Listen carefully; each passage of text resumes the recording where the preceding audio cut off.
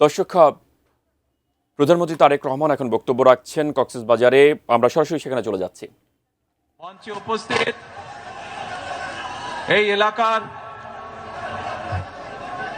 নেতৃবৃন্দ, উপস্থিত স্বরাষ্ট্রমন্ত্রী সহ মন্ত্রী পরিষদের সদস্যবৃন্দ, জাতীয় সংসদের সদস্যবৃন্দ, উপস্থিত মুরব্বীবর্গ, এলাকাবাসী ভাই বোনেরা এবং আমার দলীয় নেতৃবৃন্দ, কর্মী ভাইরা, আসসালামু আলাইকুম। কেমন আছেন আপনারা? ভালো আছেন সবাই? আলহামদুলিল্লাহ। এই যে আজকে আপনাদের এখানে আসলাম, কেন এসেছি জানেন তো? কেন বলেন তো? কি কেন এসছে বলেন তো ভাই? ওই যে দূরে দাঁড়াচ্ছেন, হ্যাঁ, খাল খননের জন্য। কি নাম খালটার? পাতালি খাল।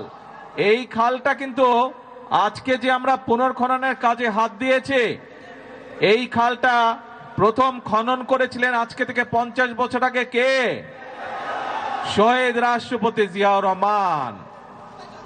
প্রিয় ভাই বোনেরা, এই খালটি আমরা এই জন্য খনন করতে চাই, কারণ আপনাদের নিশ্চয়ই মনে আছে, আপনারা নির্বাচনের আগে শুনেছিলেন যে আমরা দেশের মানুষের সামনে বলেছিলাম যে আমরা সরকার গঠন করতে, আল্লাহর রহমতে সরকার গঠন করতে সক্ষম হলে আমরা দেশের জন্য কতগুলো কাজ করতে চাই এবং কি কি সেই কাজগুলো।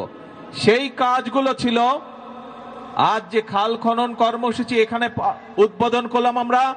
এইরকম দেশে আমরা বিভিন্ন জায়গায় খাল খনন কর্মসূচির কাজ শুরু করতে চাই, পুনর্খননের কাজ শুরু করতে চাই এবং ইনশাল্লাহ আগামী 5 বছর আমরা সারা বাংলাদেশে আমাদের লক্ষ্য হচ্ছে 20,000 কিলোমিটার খাল আমরা খনন করব। কারণ এই খাল, এই যে পাতালি খাল, এই খাল খনন করার ফলে আমরা দেখেছি প্রায় 40,000 মানুষ উপকৃত হবে। এই এলাকার প্রায় 1200 হেক্টর জমিতে পানির সুবিধা পাবে কৃষিকাজের সময়।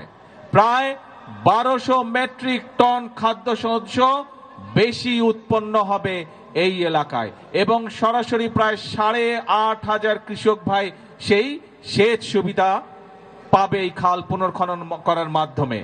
এইভাবে চিন্তা করুন, সারা বাংলাদেশে যদি আমরা যেই খালগুলোকে লক্ষ্য করেছি সেই খালগুলো যদি খনন এবং পুনর্খনন করতে পারি, তাহলে চিন্তা করুন এই একটি এলাকাতেই এই 10 বর্গ কিলোমিটার এলাকার মানুষ এই পানির সুবিধা পাবে। তার মধ্যে 40,000 মানুষ তো পানির সুবিধা পাবে, সাথে 8,500 কৃষক ভাই, সরাসরি যারা কৃষক, তারা সেই সুবিধা পাবে এই একটি উপজেলাতে, এই সদর থানাতেই। তাহলে চিন্তা করুন, আমরা যদি 20,000 কিলোমিটার খাল খনন করতে পারি, সারা বাংলাদেশে কত কৃষক ভাই সরাসরি সেচের সুবিধা পাবে।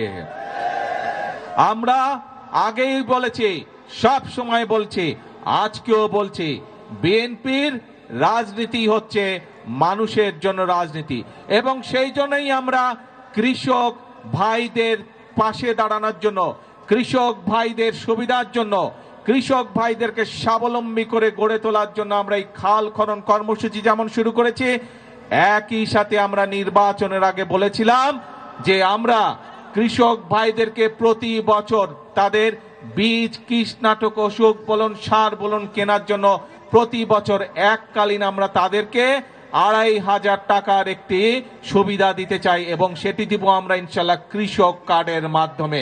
এই কথাটা আমরা বলেছিলাম।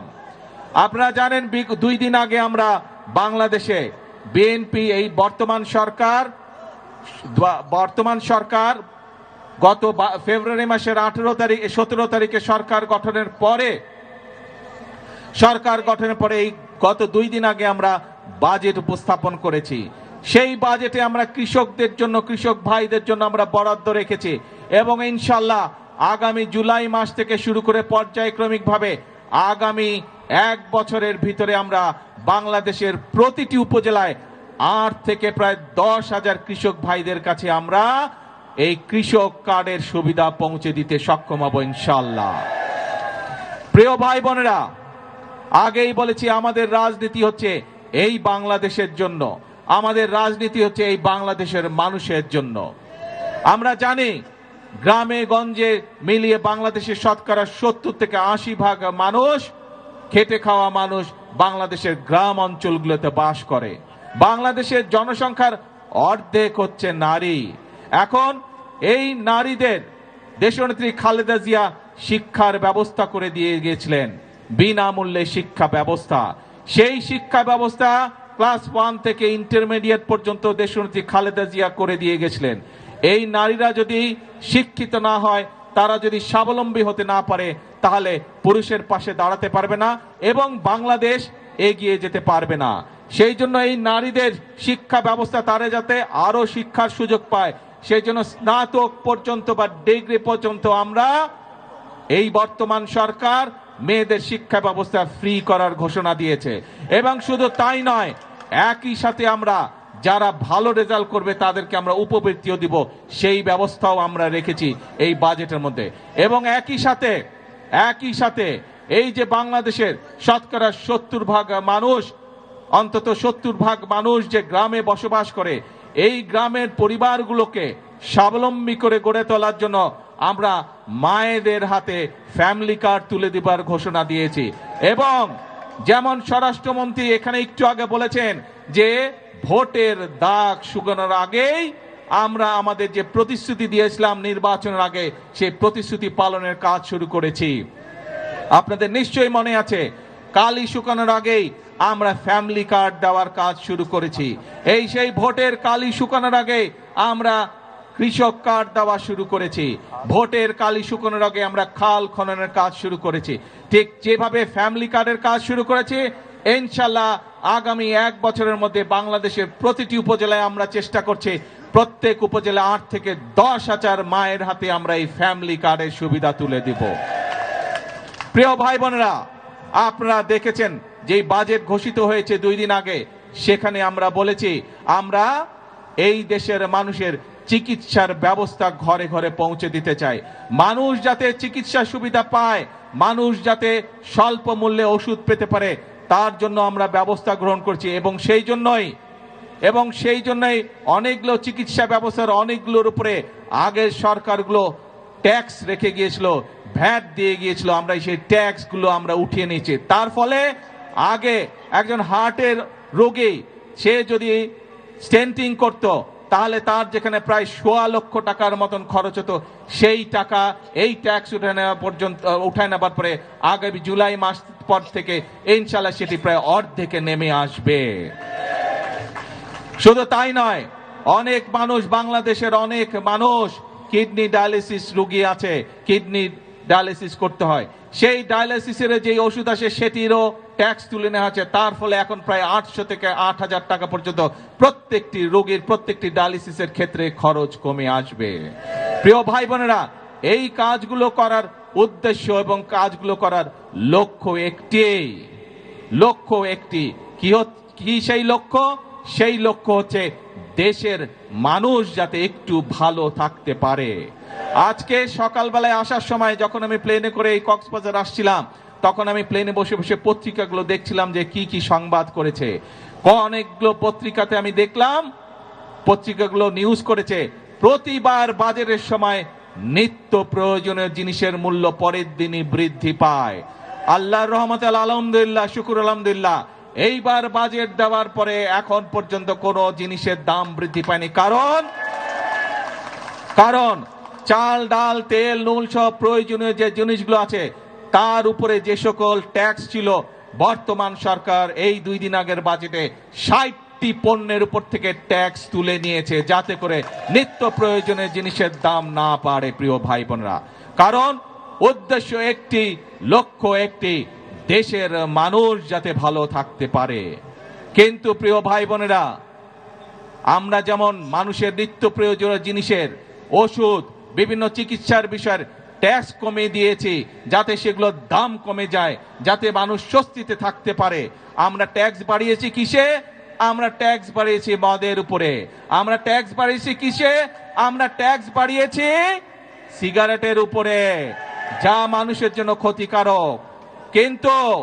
কিন্তু আমরা সামাজিক মাধ্যম সহ বিভিন্ন নিউজের মধ্যে দেখলাম একটি খবর। সেই খবর, বিরোধী দল দেখলাম বলছে যে এই বাজেট তারা মানে না, গণবিরোধী বাজেট মানে না। প্রিয় ভাই বোনেরা, আপনাদের কাছে আমার প্রশ্ন, দাঁড়াও দাঁড়াও দাঁড়াও, প্রিয় ভাই বোনেরা, আপনাদের কাছে আমি প্রশ্ন রেখে যেতে চাই, যেই বাজেটে ট্যাক্স কমানো হয় সেই বাজেটও বিরোধী দল মানে না। যেই বাজেটে মদের দাম বাড়ানো হয়, যেই বাজেটে সিগারেটের দাম বাড়ানো হয়, সেই বাজেটও বিরোধী দলের পছন্দ নয়। তাহলে এবার বিরোধী দলের উদ্দেশ্য বুঝতে পেরেছেন, লক্ষ্য বুঝতে পেরেছেন? তাদের লক্ষ্য বা উদ্দেশ্য দেশের মানুষের পাশে দাঁড়ানো নয়, তাদের উদ্দেশ্য একটাই, তাদের লক্ষ্য একটাই, সেটা হচ্ছে দেশের মধ্যে একটি অস্থিতিশীলতা, অশান্তি তৈরি করা, মানুষকে বিভ্রান্ত করা। প্রিয় ভাই বোনেরা, আমরা আরেকটি বিষয় এখানে বাজেটের মধ্যে উল্লেখ করেছি, বাংলাদেশ কৃষি প্রধান দেশ, কিন্তু কৃষির সাথে সাথে একই সাথে আমাদেরকে শিল্প বাণিজ্য গড়ে তুলতে হবে, এবং সে কারণেই শিল্প বাণিজ্য যদি গড়ে উঠতে পারে আমাদের সন্তানরা সেখানে কর্মসংস্থানের ব্যবস্থা হবে, চাকরি বাকরি ব্যবসা বাণিজ্য করতে পারবে। এবং সে কারণেই যে সকল শিল্প দেশে উৎপন্ন হয়, যে সকল দ্রব্য দেশে উৎপাদিত হয়, একই জিনিস যেগুলো বিদেশ থেকে আসে সেগুলোর উপরে আমরা ট্যাক্স বাড়িয়েছি, যাতে করে দেশে যেই দ্রব্যটি উৎপাদিত হচ্ছে সেই দ্রব্যটি যারা উৎপাদিত হচ্ছে সেই শিল্প কারখানাটি যাতে সাপোর্ট পেতে পারে তার ব্যবস্থা আমরা এই বাজেটের মধ্যে রেখেছি। এটিও বিরোধী দলের পছন্দ নয়। এখন প্রিয় ভাই বোনেরা, দেশের মালিক আপনারা, দেশের মালিক কোনো রাজনৈতিক দল নয়, দেশের মালিক কোনো পরিবার নয়, দেশের মালিক হচ্ছে বাংলাদেশের 20 কোটি জনগণ। এই 20 কোটি জনগণ যারা দেশের মালিক, আপনাদের কাছে আমি প্রশ্ন রেখে যাচ্ছি, আপনাদের কাছে আমি বিচার দিয়ে যাচ্ছি যে যারা জনগণকে বিভ্রান্ত করতে চায়, যেই বাজেটের মাধ্যমে জনগণের জন্য স্বস্তির ব্যবস্থার চেষ্টা করছে সরকার, সেই বাজেট বলে বিরোধী দল মানে না। তারা দাবি তুলেছে কেন মদের উপরে আমরা ট্যাক্স বাড়ালাম, তারা দাবি তুলেছে কেন আমরা সিগারেটের উপরে ট্যাক্স বাড়ালাম, এই তাদের দুঃখ, তাদের কষ্ট। কেন বর্তমান সরকার 60টি নিত্য প্রয়োজনীয় দ্রব্যমূল্যের ট্যাক্স কমে দিল, এই হচ্ছে তাদের দুঃখ। তাহলে কি এরা জনগণের বন্ধু হলো? জনগণের বন্ধু তারা হলো না। প্রিয় ভাই বোনেরা, আজ সময় এসেছে কারা জনগণের বন্ধু এবং কারা জনগণের বন্ধু নয় এইটি সঠিকভাবে নির্ণয় করতে হবে। আমরা অতীতে আমরা দেখেছি জনগণকে বিভ্রান্ত করে অনেকে অনেক কথা বলেছে, কিন্তু জনগণের ভাগ্য পরিবর্তন হয়নি, দেশের ভাগ্য পরিবর্তন হয়নি।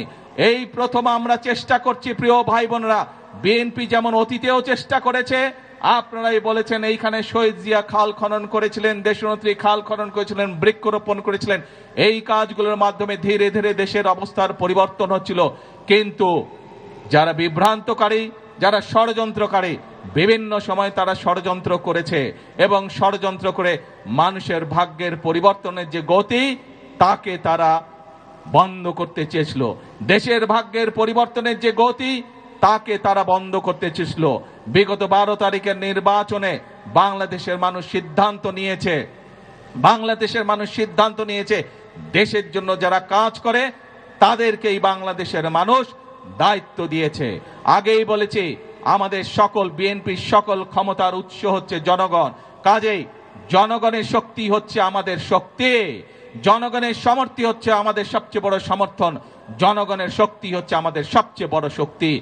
আমাদের সাথে জনগণের সমর্থন আছে বলেই যতক্ষণ আমাদের এই ধরে প্রাণ থাকবে আমরা ততক্ষণ পর্যন্ত এই দেশ এবং এই দেশের মানুষের জন্যই কাজ করে যাব, এবং এই কাজের মাধ্যমেই আমরা চেষ্টা করব সর্বোচ্চ শক্তিতে ইনশাল্লাহ চেষ্টা করব এই দেশের ভাগ্যের পরিবর্তন করার জন্য, এই দেশের মানুষের ভাগ্যের পরিবর্তন করার জন্য। কারণ এই দেশই হচ্ছে বিএনপির প্রথম ঠিকানা, এই দেশই হচ্ছে বিএনপির শেষ ঠিকানা। সেজন্যই প্রিয় ভাই বোনেরা, আজকে আসুন, দেশ আমাদের সকলের, এই দেশই আমাদের প্রথম ঠিকানা, এই দেশই আমাদের শেষ ঠিকানা, সেজন্যই আমরা বলি এই দেশকে গড়লে আমরাই ভালো থাকব, আমাদের সন্তানরাই শান্তিতে থাকতে পারবে। এই দেশকে যদি আমরা গড়তে না পারি তাহলে আমাদের সন্তানরা দুঃখ কষ্টে থাকবে। কেউ কি চায় নিজের সন্তান কষ্টে থাকুক? কেউ আমরা চাই না। সেজন্যই আমরা একটি কথাই বলি সব সময়, করব কাজ সবার আগে বাংলাদেশ। আল্লাহ হাফেজ, বাংলাদেশ জিন্দাবাদ। ধৈর্য ধরতে হবে, ধৈর্য ধরতে হবে, ইনশাল্লাহ সব হবে আস্তে আস্তে।